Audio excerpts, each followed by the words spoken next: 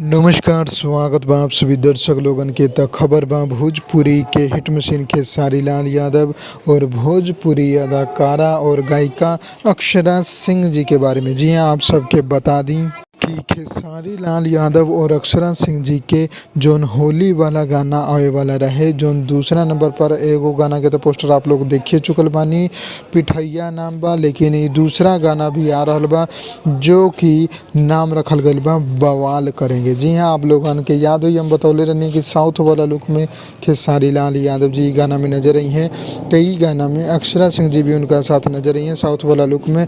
जोना गाना के खेसारी लाल यादव और अक्षरा सिंह दोनों गोरा मिल के गौले बड़े।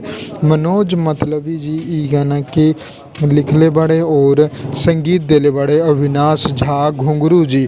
आप लोग पोस्टर सामने स्क्रीन पर देख ही सकतानी, पोस्टर रिलीज कर दिहल गइल बा और बहुत ही कमाल के पोस्टर बा। ई जोन गाना बा ई आप लोगन के अक्षरा सिंह जी के ऑफिशियल चैनल पर ही सुने के मिली।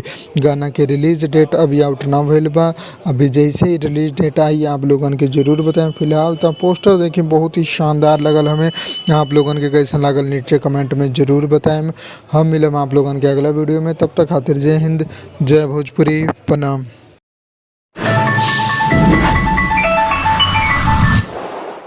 लाल बटन के दबा के अपने के चैनल के सब्सक्राइब कर ली और सभी खबर सबसे पहले देखे खातिर एक घंटे के बटन के भी दबा दी, ताकि जितना भी खबर डालम आप सबसे पहले फ्री में देख लें।